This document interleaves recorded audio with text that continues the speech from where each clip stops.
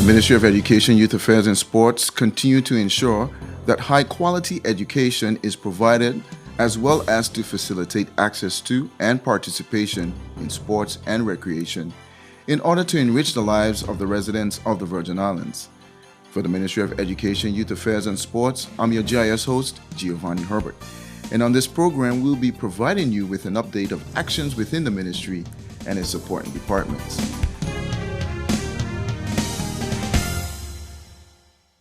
With us today in our GIS studios is the Minister for Education, Youth Affairs and Sports, the Honorable Shari B.D. Castro. And she has some guests with her today that I'll allow to introduce themselves. Good day. Good day. My name is Lavina Liebert.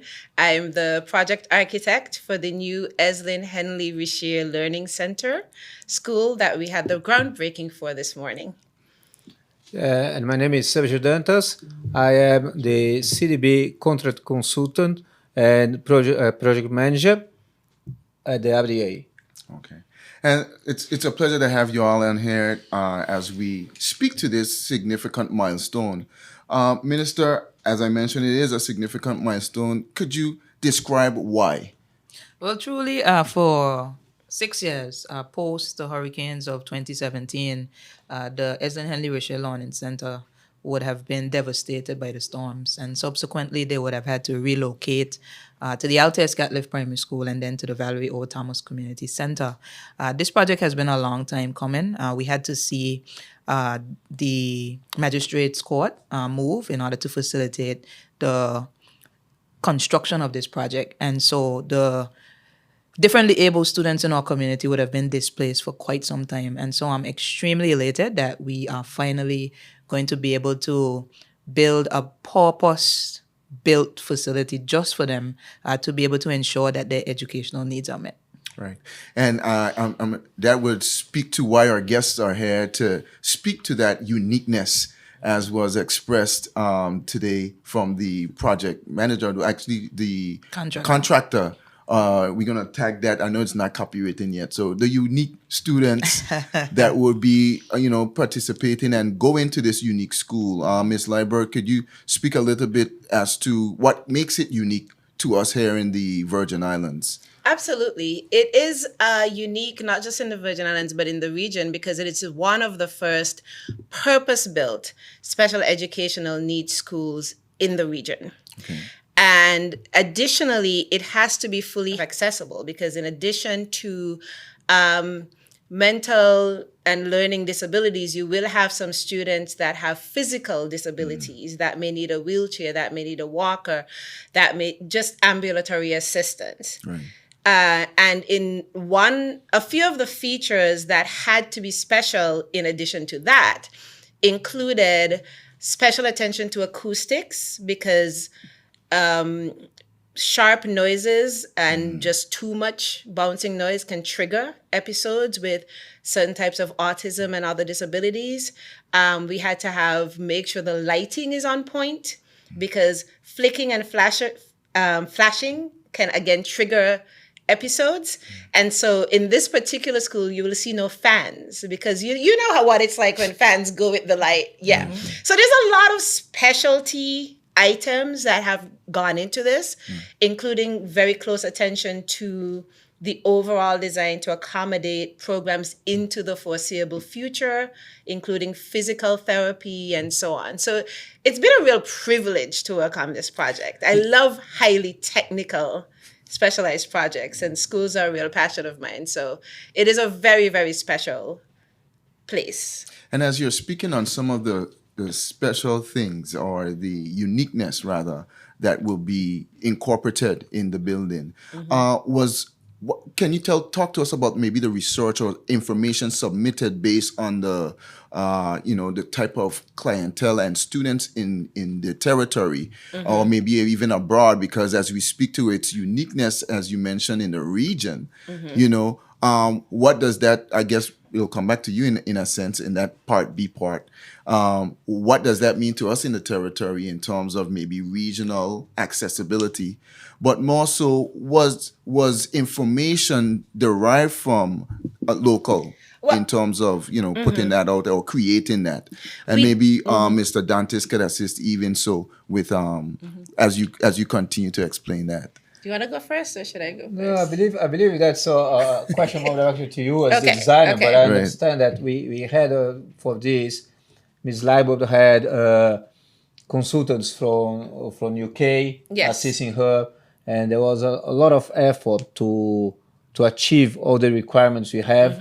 And actually, we had a really productive meeting not too long ago. Actually, we fine tuned just to refresh with the stakeholders if we had everything on, which we had great input from Honorable De Castro. And I believe it was a team working together, and we all understand how important this unique school, as we are now calling it, has. I think that those children and students with very important all of us understand the requirements and the needs, and I believe we all work the best. But I believe your question was more for you. Well, I can add to that a little bit that very early on, we had meetings with everybody from DDM to Okay. procurement and so on. We also had meetings with the outgoing principal and representatives of the Ministry of Education. We didn't get to meet specifically with students and parents, but we met with a group of the teachers at the schematic design stage and presented the design to them and talked through the layout of the building. And they actually had some good feedback, requesting things like a fire exit route that goes completely around the building and towards the two exits. So we had some really good user group meetings to inform the design of this facility, in addition to our special consultant based in the UK who specializes in special educational needs schools. Their architecture firm does. And the former minister, actually, currently the premier, went to visit one of their schools when he was in the UK. So all of that communication helped a lot in making sure we were on the right path. All right. Sounds really good. Now you said regionally, and you mentioned the UK, but if you were to compare the completion of this project, if we were to compare it on the international scale, where would you say we may measure outside of the region in terms of meeting international standards? Well, we're definitely going to meet international standards, but you also have to be prepared for the unique circumstances of the BVI. For example, our consultant expected us to have like an acre that the children could play in, and we were thinking, do we have an acre of that? So, and that actually plays into one of the decisions that was made to move from the old site over to the site that's next to Enid Scatliff and Althea Scatliff, because then the schools could share that big playing field area and have more direct and easier access over to the recreation center and the track and so on. One less street to cross, especially if you're leading specially abled children on this path. And just being able, and this came up this morning at the groundbreaking as well, the ability for the students to interact with other students that are not just part of their cohort from the other two schools that will be now sharing recreation space and may even share activities now that they're all so close together. Beautiful. It sounds very, forthcoming and, futuristic, if you ask me. And speaking about futuristic, Minister, I'm going to ask you, I the part B portion again of that question in terms of us, regionally, what does that say as far as the education ministry in terms of this cutting edge way of presenting this school? No, I think it speaks volumes to the BVI's commitment to ensuring that all students in the Virgin Islands with abilities and disabilities have access to quality education equally. And of course, after contractor Dion Crabb spoke so eloquently this morning about, how much, when you consider the context of the region and the fact that Cayman has a refurbished space, it really speaks to the reality that we saw that we needed to, from the ground up, conceptualize what we wanted our students at the Eslyn Henley Richiez Learning Center new home to look like. And I believe when you consider the stakeholder consultation that my colleagues have spoken about, it really rings true to me, because what the users will get is something that they would have been consulted on.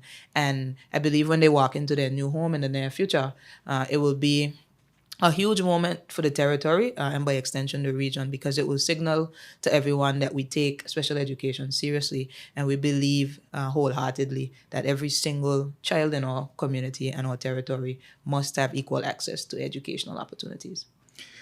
All right. Thank you. Well, at this time, we want to thank you all for sharing with us about this groundbreaking event, almost historic groundbreaking event, if you want to say, here in the Virgin Islands with the Eslyn Henley Richiez Learning Center. I'm Information Officer Giovanni Herbert for the Ministry of Education, Youth Affairs and Sports and the Department of Information and Public Relations. Thank you for having joined us.